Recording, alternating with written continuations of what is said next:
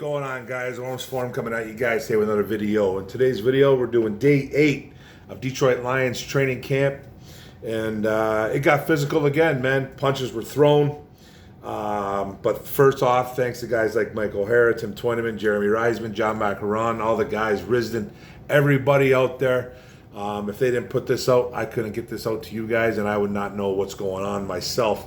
But first, don't forget to hit the subscribe button. Don't forget hit the notification bell, get all the videos. Don't forget to like and comment, share this out, guys. It would be greatly appreciated. But let's get right to it.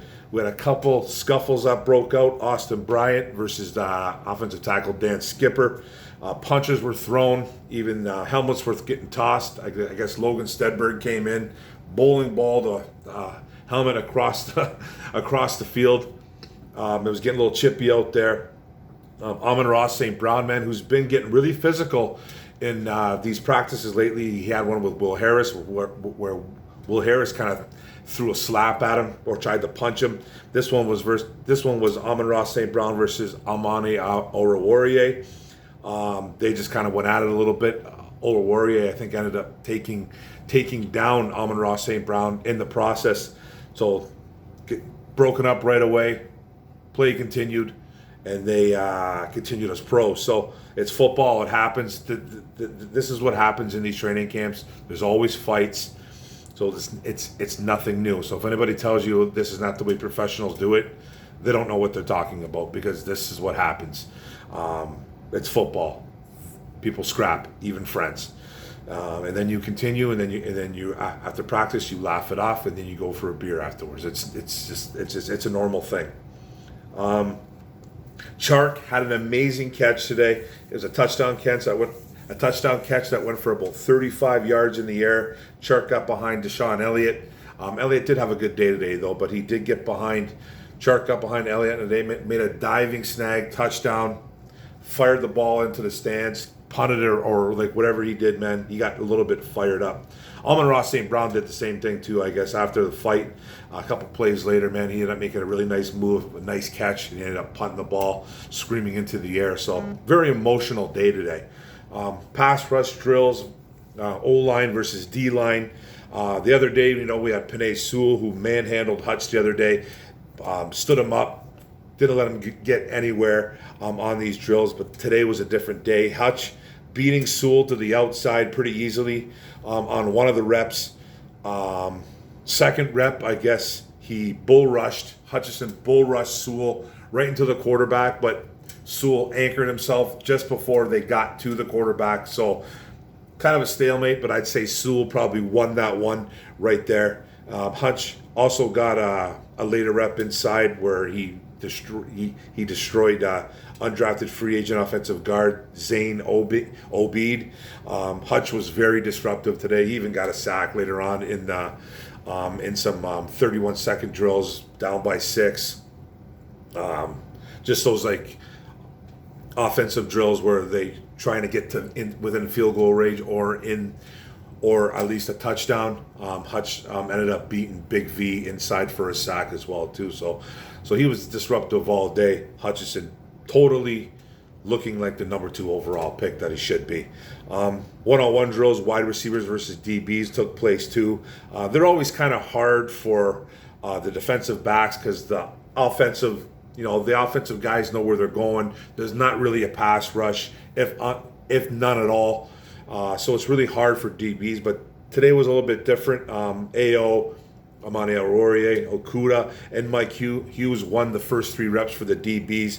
Good sign out there. Josh Reynolds ended up winning his 4th rep, but it was still a really nice coverage by cornerback Will Harris. So good sign for the DBs stepping up there too. It's a very hard drill for the defense. Benson had a nice little breakout day today. Really great timing with Cephas going down yesterday, so he's getting probably more looks out there. He had 3 really good catches, 2 long ones, and another one in traffic. So he did have a drop. He did have a drop earlier on a really nice ball by Blau. But other than that, man, he was really good. Goff showing off his scrambling ability a little bit. He ran for like a 5 to 10 yard touchdown in a red zone drill. Faked the handoff, saw an opening, took off, got in there, even dunked the ball at one point on the goalposts, and almost hurt himself. Actually, he kind of came down on, he almost came down on his side, but he ended up staying on his feet. We just need him to be careful. But I'm telling you, man. He had a 13-yard scramble as well, but I'm telling you, man, he's got a little bit. He's underrated as an athlete. He doesn't look like much. He doesn't look, he's not built. He's a skinny kid, but he's a little bit underrated as an athlete, as a runner. You don't want him running around like I said earlier, but he does have some escapability, just a tad. Austin Siebert right now, man, seems to have the early edge right now over Riley Patterson in the kicking game. More to come. We're still early in here. I know a lot of people, including myself, just like I want the best guy to win this, like to obviously win this job. And I'm kind of going for Patterson. He's kind of the cheaper version. He's got the leg. He came in, but last year Austin Seibert was really good last year before he went down. So if he has the edge right now and he's the better kicker, whatever. Whoever wins it, I don't really care. I just, at this point, I just want the best man to win it. James Mitchell, citing a rookie that we drafted in the 5th round, the tight end. He scored a touchdown on a nice little late release, got in the end zone. He's been coming around really slowly due to that injury that he had, that ACL. So, man, and I believe it was his first day doing 11-on-11 drills or team drills in general. So that's a good thing to hear that James Mitchell is getting in some work and he's making some plays. Refs were in the house. No, the Zebras were in the house, even getting blasted from coaches like Antoine Randall, Ben Johnson, and Deuce Staley for apparently missing a holding call that was right in front of them. And those guys gave the refs the business. So, welcome back, referees. It's going to be a long year. Cephas was on the sideline, though. He got hurt the other day. Cephas was on the sideline in street clothes. Decker and Swift were back. Levi and Wuzurike and third string center Ryan McCollum were out. Nothing really too definite about the injuries about Levi and I don't think even McCollum. But Dan Campbell saying about Levi and Wuzurike that he said it wasn't too serious. He's just trying to be smart with them. I already said that about Blau. He delivered a beautiful deep ball to Benson, but it was dropped. That's okay, man. He did have a pretty good day. James Houston, the rookie out of Jackson State, the linebacker, defensive end that we drafted, drew a couple holding penalties as well today, too, on some drills. Blau looked a little bit sharper than Boyle today on day 8. Boyle even took a shot from one of his own linemen, backed up into him, hit him. He finished the drills, but was seen later on kind of walking gingerly afterwards. So we'll find out about Boyle. Maybe he'll take the day off tomorrow. Swift is literally uncoverable in the passing game, destroying linebackers like Alex Anzalone and even Malcolm Rodriguez in the process. He was even blocking his tail off today. He took Sean Dion Hamilton, the linebacker, straight up and really did well. Running back coach Deuce Staley took notice. And the one thing I want to say about DeAndre Swift, it's great that DeAndre Swift is doing this. It's great. We expect it. But we don't have a linebacker that can cover anybody on this team. People have to realize it's going to be a long year for these linebackers. I think the D-line is going to obviously impress, but these linebackers are a work in progress. Guys like Barnes, guys like Malcolm Rodriguez, we're really going to have to rely on those guys to make plays, and those guys are going to take a little bit to develop. Even though I love Malcolm Rodriguez, it's just going to take a little while. Anzalone should not be starting on any team in the NFL. He's a good backup, a quality backup, but he's literally our linebacker 1. So good that Swift's doing this. He should be doing this, but our linebackers on one point can't cover nobody. So it's going to be a long year for these linebackers, guys. Just letting you know. It looks like right now it's Godwin, Igwebuike, and Jamar Jefferson for that RB4 role. We all know that Jefferson has slid down the totem pole a little bit. Jefferson looking more comfortable on special teams, but Igwebuike stood him up on one drill on special teams. So those guys are duking it out for that RB4. Don't know what's really going to happen with the Justin Jackson thing. still kind of, it's still a little bit quiet. There's some reports here and there on his progress, but right now it's Igwebuike versus Jefferson, and I don't really even know who's in the lead on that. Igwebuike is probably the better special teams guy, so will they take that into consideration more? There's a good chance they might. Jefferson is on the outside looking in, guys. I'm telling you right now. But so is Igwebuike, so who knows what happens. Shane Zylstra is still impressing out there, making some nice catches. Devin Funches, there's a Devin Funches signing, the tight end that we signed, the ex-Michigan football star. He mossed safety Brady Breeze during a one-on-one. Funches looked a little bit unenthused during special teams drills. No intensity. That's probably something that's not going to go over well. I don't know the severity of it, but the reports are that he just did not look like he was into it at all, being on special teams. So it's going to be he's going to have to be super, super impressive in the receiving game, but he's going to have to be able to play a little special teams, man, to make this team. Because the tight end group, it's up in the air right now. After Hawkinson, it's Brock Wright, it's Shane Zylstra's in there. Can Mitchell make an appearance eventually? He's starting to right now. So it's kind of a crowded room, and then probably going to carry 3 is what Dan Campbell's saying. So Funches needs to really stand out, man. And I don't know if he's really going to – I don't think he wants to be a special teams guy, but we'll see. Khalif Raymond and Josh Reynolds getting after it too as well. Raymond is a tough cover on one-on-ones, and Reynolds showing some physicality out there. Looking more physical than he's been in the past years.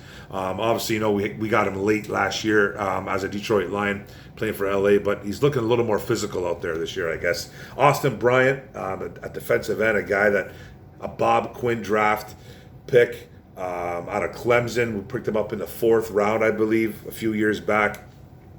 He's a bubble player, in my opinion. He's really getting after it, too. Working with the number 2s. He's averaging 2 sacks per practice, and he's batting down football. So he doesn't want to go home. He doesn't want to get cut. I really like that, man. And I've always been a big Austin Bryant fan. It's going to be interesting to see what happens with him. Then Anthony Pittman, another bubble player that I thought, linebacker edge guy, man, getting a lot of looks on the edge. They're putting him at every linebacker spot that they can think of, and they're just playing him everywhere and up and down. And he's getting even first team looks. So they're really liking his physicality, his length, everything so far about him. And it's kind of my surprise guy so far in camp, because I didn't think he had a shot on making this team, but they actually like him a lot. So there's going to be some more news coming out on him. Who knows what happens. Now, there is a little bit of Justin Jackson news, the running back that we picked up, the former Charger. It's not the greatest news. It's not what you want to hear. But Malcolm Rodriguez literally blew him up on a pass rushing drill. Other than that, I haven't really heard too much about Justin Jackson just yet. Rodriguez continues to impress, though, being where he's supposed to be on a lot of plays. He gets beat every now and then, man. But he's such an instinctive, smart, physical player. That he is shooting up the totem pole in this linebacker room. So that's why I said we're going to have to be really careful with this linebacker room, because we're going to be relying on guys like a 6th-round rookie who's got a lot of talent, but man, we're going to have to really temper our expectations. And then Barnes was up there, man. He was doing a lot of work with the ones. He was up and down though. Didn't have very inconsistent today. He did have a great rep on special teams against Chris Bordeaux, man. It was like a stalemate. They had a really solid rep there. Chase Lucas, another rookie that they drafted this year, the kid out of Arizona State, the Sun Devil, the cornerback. He's starting to get first team looks as well as the nickel cornerback.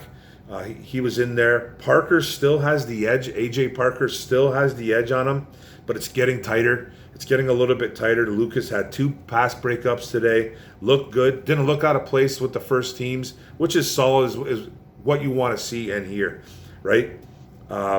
Lucas is still nickel cornerback number 3, in my opinion, with Mike Hughes and Parker still ahead of him. Hughes being the front runner, and then Parker backing him up, and then Lucas being that 3rd guy. Hughes is even getting some outside look as well too. So you might see some packages with Hughes in there, but I'm telling you right now, Chase Lucas is making this team. Chase Lucas has been nothing but positive. He did get beat today on one play where he got a little bit crossed up, where he let Trinity Benson go. But other than that, man, he's been playing really well. He's a smart, heady player. He's a vocal guy too. So I really like Chase Lucas. I think he's going to make this team. I'm telling you right now. Safety Deshaun Elliott had a nice pass breakup against Zylstra. That's good to hear too, because I haven't been hearing a lot of great things about Deshaun Elliott. I know he's got the great physicality. He plays kind of like a wild child, but it's good to hear that he had a nice pass breakup today against Zylstra, and he had a really good special team rep versus tight end Garrett Griffin. So we like hearing that about Deshaun Elliott. We need to hear more about that. Brady Breeze is on the bubble, but he lit up Trinity Benson today on a crosser. It probably was a borderline penalty. It was a helmet to helmet, so it probably would have been a flag. But the physicality is there. He's extremely physical, especially on special teams. Melifonwu had an interception against David Blau today. It was a tip ball, so Melifonwu got in on some action too. It looks like Godwin and Gabuke and Benson are the top two candidates for the kick return job. Apparently right now, Pimpleton fumbled one today, and Josh Johnson, the UDFA, he ended up muffing one as well too. So it's looking like it's Benson and Igwebuike as of right now. And then to end it off, guys, defensive tackle Demetrius Taylor, the UDFA out of Appalachian State, continues to get into the backfield making plays. Another guy that is just making a lot of noise, getting into the backfield, being seen. It's going to be interesting to see what happens. This coaching staff is going to have some thinking to do, some tough decisions to make when it comes to this kid, because he is low on the totem pole, but he could be shooting himself up the board with a depth chart. Anyways, that's what I meant to say. Shooting himself up the depth chart and continues, if he continues to make plays, which he hasn't really stopped doing. So, which is a good thing for him. But then that's it, guys. That's day 8 in the books. We'll see what goes on tomorrow. I think they got a scrimmage coming up, so it'll probably be. My guess is that it's going to be another walkthrough tomorrow. But we'll see what happens tomorrow. But I think they play Saturday at scrimmage. I don't know who it is. The Colts. Don't quote me on that. I completely guessed that. I don't even know. But they're scrimmaging with some team. I don't even know who it is, though. And it's coming up, I think, Saturday or Sunday. So, day 8 in the books, guys. Thanks for chiming in. Thanks for tuning in. Thanks for watching the video. Don't forget to hit the subscribe button. Don't forget to hit the notification bell. Get all my videos, and don't forget to like and comment this. Day 8 in the books. Physical again. Let's go. One Pride. Go Lions. Boom.